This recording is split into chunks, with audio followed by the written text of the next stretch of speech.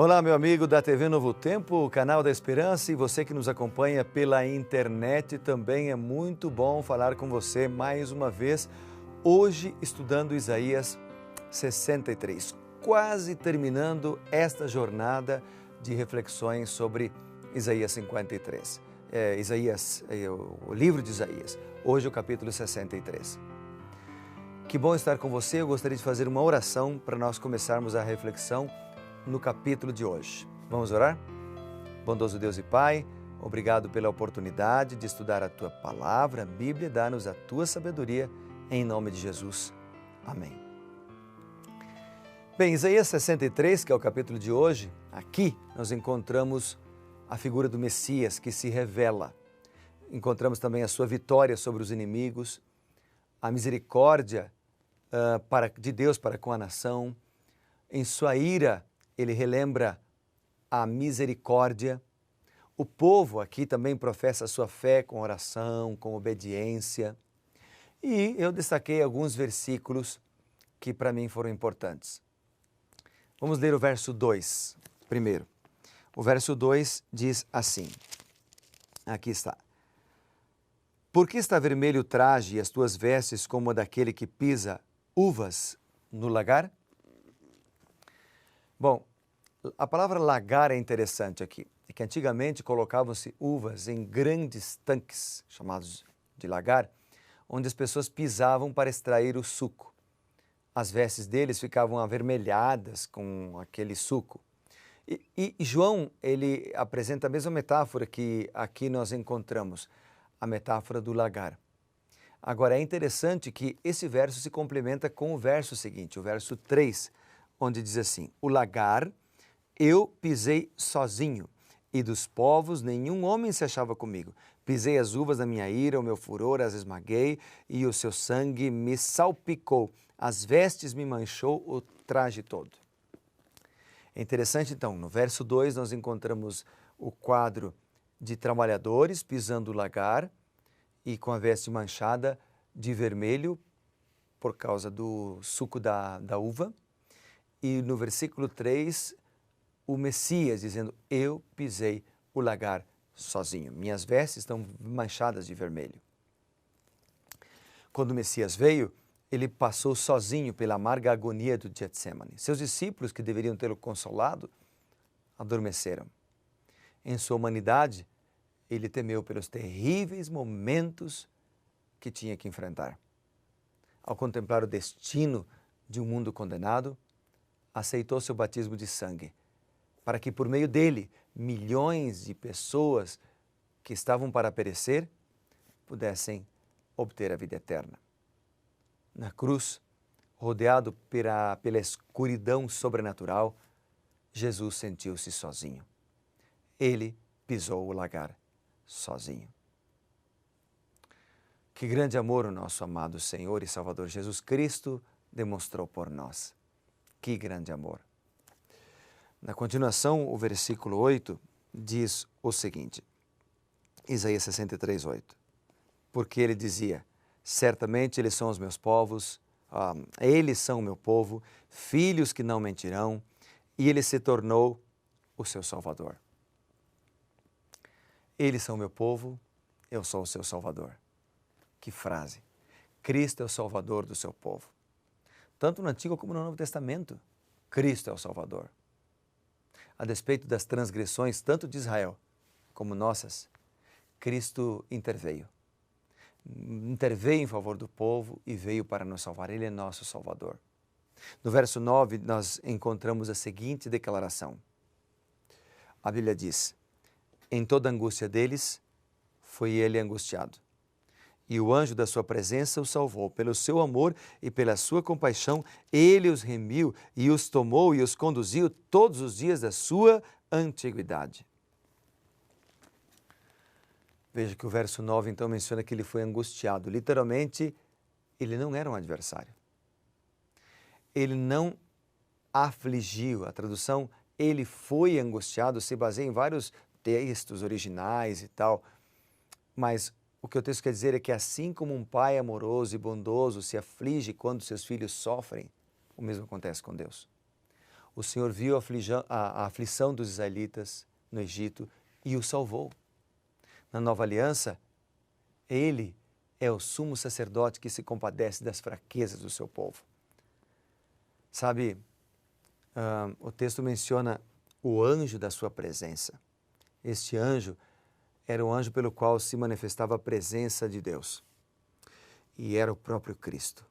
Foi Cristo, meu amigo, quem esteve presente com o seu povo, guiando o povo durante o dia, protegendo a noite, conduzindo a terra prometida, apesar de toda a oposição do inimigo. Quando se estabeleceu o tabernáculo, Cristo manifestou sua presença ali no Shekinah, né, acima do propiciatório, entre os querubins. Então, Cristo sempre esteve junto com o seu povo.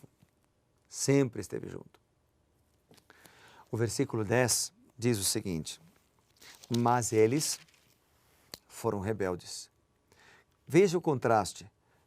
Cristo esteve com seu povo, Cristo foi o guia, Cristo foi o sacerdote, o líder, foi o Cordeiro de Deus que tira o pecado do mundo e ao mesmo tempo o sacerdote, mas eles foram rebeldes. Contristaram o Espírito Santo pelo que se lhes tornou em inimigo e ele mesmo pelejou contra eles. Que triste. Esta frase é triste, mas eles foram rebeldes. Sabe, aqui há um contraste tremendo entre a infidelidade de Israel e o amor e a bondade e a fidelidade de Deus. Eles contristaram o Espírito. O Espírito Santo era conhecido e era ativo no Antigo Testamento e também no Novo. Paulo, por exemplo, exorta a igreja a não entristecer o Espírito de Deus. Efésios 4:30 fala sobre isso. Nos dias de Noé, Deus disse que seu Espírito não agiria para sempre no homem, porque o homem entristeceu o Espírito. Os murmúrios e as reclamações de Israel no deserto eram dirigidos não tanto contra Moisés, mas contra Deus, contra o Espírito de Deus. No versículo 16 deste capítulo de Isaías, Deus é apresentado aqui como nosso Redentor, diz a Bíblia: Tu és o nosso Pai, ainda que Abraão não nos conhecesse ainda que Abraão não nos conhece e Israel não nos reconhece, Tu, ó Senhor, és o nosso Pai, nosso Redentor, é o Teu nome desde a antiguidade. Então, no versículo 16, Deus é apresentado como nosso Redentor. Jesus é o nosso Redentor. Na Bíblia, muitas vezes, nós lemos sobre o papel redentor de Cristo. Por exemplo, lá em Jó, capítulo 19, 25, diz: Eu sei que meu Redentor vive e por fim se levantará sobre o pó. O Salmo 78, verso 35 diz que Deus era o seu refúgio, altíssimo e redentor. Isaías 41, versículo 14, nós podemos ler que há ali uma exortação, né, um consolo. A Bíblia diz ali: não tenha medo, não tenha medo. E ele diz assim, poucos de Israel, eu sou o teu socorro, disse Jeová, o Santo de Israel, o teu Redentor. Se a gente lê, por exemplo, Isaías 44 e o versículo 6, a Bíblia menciona: assim diz Jeová, Rei de Israel e seu Redentor, Jeová dos exércitos. Eu sou o primeiro, eu sou o último e fora de mim não há Deus. Ainda na continuação, nós podemos ler Isaías 44. Isaías 44 diz a Bíblia: assim diz Jeová, o teu Redentor, que te formou desde o ventre. Aqui Deus é apresentado como uma das características dele ser o nosso Redentor, é que ele nos formou. E a Bíblia diz ainda: eu, Jeová, sou aquele que faço tudo, que estendo os céus, que estendo a terra por mim mesmo. Isaías 48, 17, por exemplo, diz o seguinte: assim diz Jeová, Redentor teu, o Santo de Israel. Eu sou Jeová, Deus que te ensina proveitosamente, que te encaminha pelo caminho que deves andar. Que lindo texto! Deus cuida de nós, Deus nos encaminha pelo caminho que devemos andar. E Isaías 54:5 também diz, porque o teu marido é o Senhor dos exércitos, é teu benfeitor. Senhor dos exércitos é teu nome. Ele é teu redentor. Ele é o Santo de Israel. Deus de toda a terra será chamado. E Isaías 59:20 diz, virá o Redentor a Sião.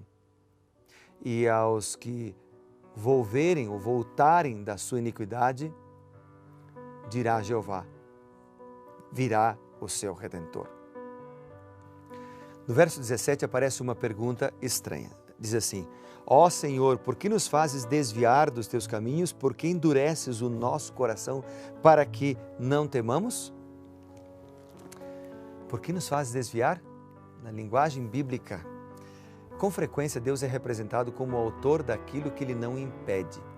A pergunta poderia ser compreendida da seguinte forma, Senhor, por que permitiu que nos desviássemos?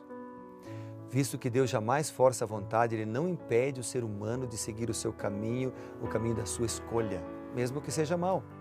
Em certo sentido, o ser humano, de fato, não tem a permissão divina para fazer o mal, e sim para fazer o bem. Mas, por ser um agente moral, Deus não o impede de seguir o caminho mau e assim, se assim Ele quiser. Por isso, o que você escolherá hoje? O bem ou o mal? Eu espero que você escolha o bem. Vamos orar por isso? Querido Pai, bondoso Deus, muito obrigado, Senhor, pela oportunidade de te servir e de te amar. Dá-nos forças para escolher o que é bom e não o que é mal. Ajuda-nos com a tua sabedoria. Em teu nome oramos. Amém. Que Deus te abençoe, amigo, e lembre-se, seja reavivado por sua palavra.